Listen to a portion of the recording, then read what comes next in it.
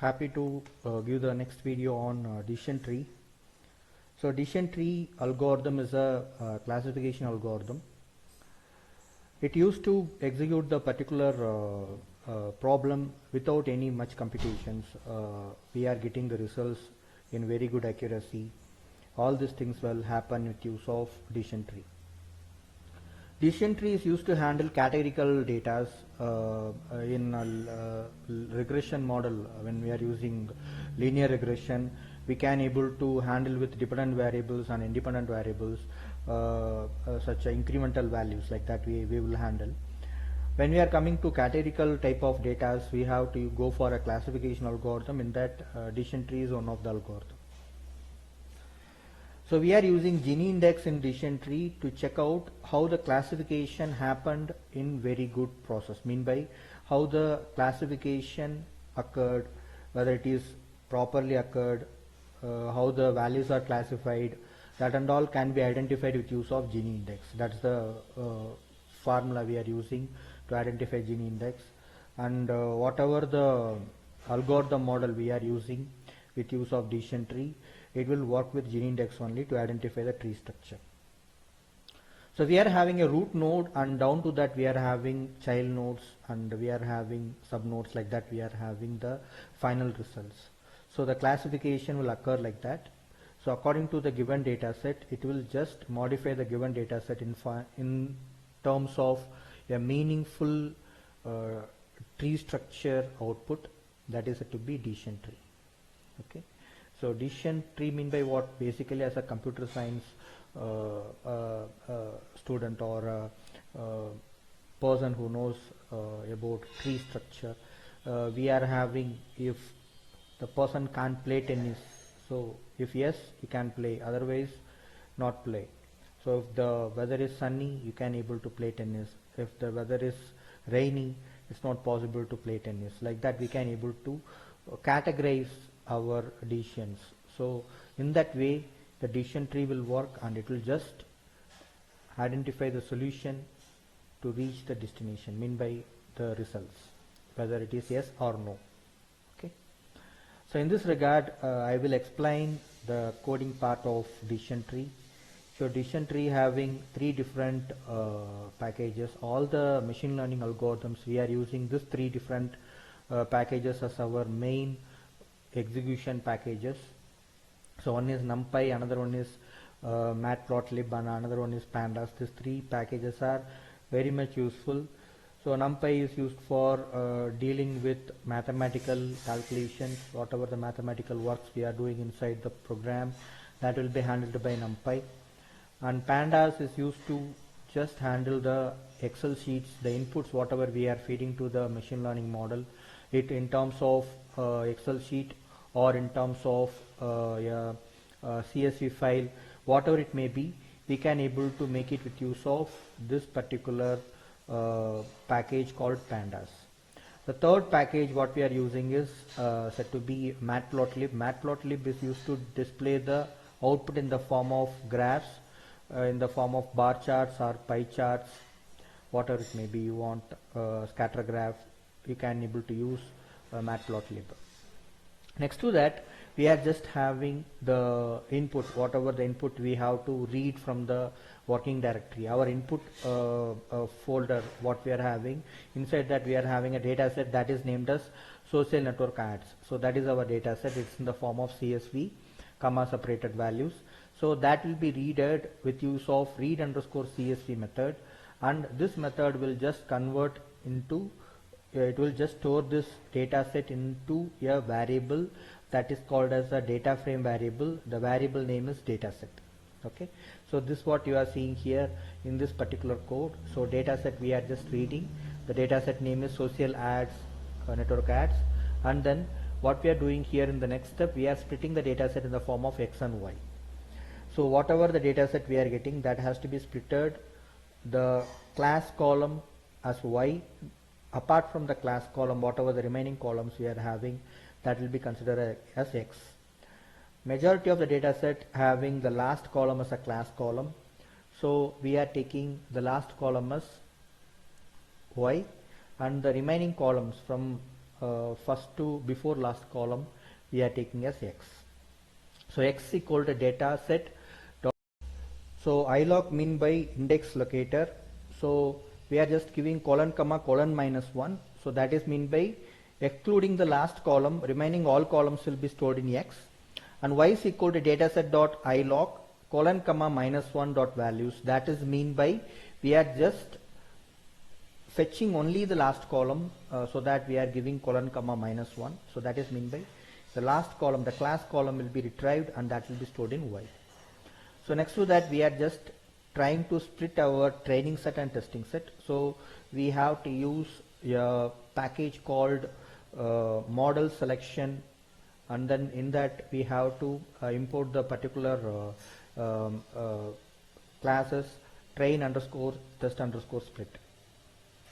So in this what we have to do, we have to use 4 different variables that are said to be x train, x test, y train, y test. So these 4 variables used to get the values whatever the split up we are doing from x and y. So x and y already splitted in the previous step, and we are just using train underscore test underscore split as a predefined method. So with use of that we are just using our split up percentage. What is our split up percentage? We are using 0.26. So 0.26 mean by what? So 26% of data set will be goes as a test set, and remaining data set mean by 74% will go as a training set. Okay. So in this regard we are just getting training set and testing set. Next to that we are just moving for future scaling. So I will show you the output here. So what I am getting, so data set what we are having. So data set what we are having is this one.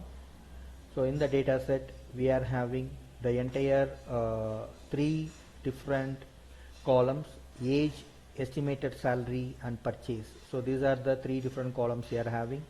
So this last column will be stored in y, the first 2 columns will be stored in x. So totally we are having how many rows? That are nearly 400 rows, I hope so.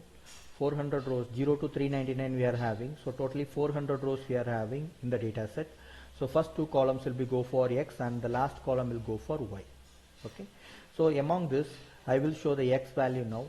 So the x value what we splitted and what the y value we splitted, that I will show you, so that you can able to understand how the split up happened with use of our code.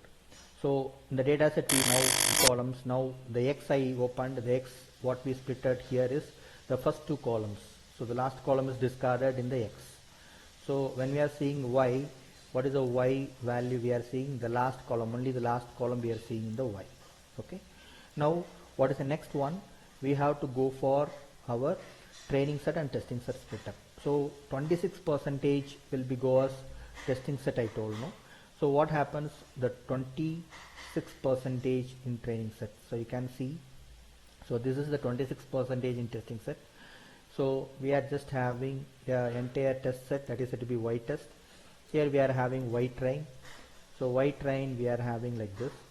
So in that the 74% is 295 rows, and y test what we are having, the 26%, that is said to be 103 rows. So among 400 rows, 103 rows are taken as test set. Okay. So that is said to be 26%. The same way we are having y train and y test. Now we are moving for the future scaling. So future scaling, what we are doing, we have to scale the values. Whatever the values we are having, that has to be scaled properly, because we are not able to give the values that having huge variations. For example, if I am having 26 in the first column, second cell I am having more than 100 or 1000. So there is a huge deviation between the values. That values I am not able to give to my classification algorithm. So that I have to do the future scaling. After doing future scaling, what I can able to do, I can give the proper data set to my particular classification model. Okay. So in this regard, I am just done with future scaling for x train and x test. I will open the x train so that you can able to see the future scaling algorithm worked on in this particular data set, and we are just getting the values in the form of decimal numbers. So we done with feature scaling for decision tree algorithm. Okay, now let's move for the next one. So the next one is the here we are just using decision tree classifier from sklearn.tree. So sklearn.tree is a generic package. From that we are importing the decision tree classifier. With use of that we are calculating the entropy. So and then we are identifying the classification results for our decision tree algorithm. So in this particular algorithm we are calculating the entropy and we are fixing the particular tree. We are just constructing the tree. So our classifier will check what is the prediction happen between our output as well as the original thing. The original thing is said to be X test. Okay, and what is our predicted results? Our predicted results will be in Y pred. So both will be compared and it will form a confusion matrix. So we will see the confusion matrix here as output in our thing. We can able to see the CM. So this is the confusion matrix. So among 122, I hope so, in that we are getting 94 as a correctly predicted, and remaining 104 in that testing set, nearly 94 are correctly predicted, remaining 10 are wrongly predicted. So this is what decision tree results shows. So that our accuracy, what is our accuracy?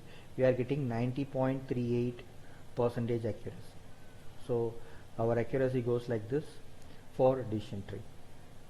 Okay, so please execute this type of programs whenever you are watching the videos. Install Spider environment with use of Anaconda Navigator and try to execute and try to use a new data set and predict the results for the new data set. If you are predicting results for new data set, you will get expertise in machine learning algorithms, because one algorithm will work good for your concerned data set, and when we are moving for the second algorithm, it may not work fine. So you can do analysis on this part and you can able to identify which algorithm is best for which data set. Thanks for watching this video. Subscribe and share with your friends. Happy learning. Thank you very much.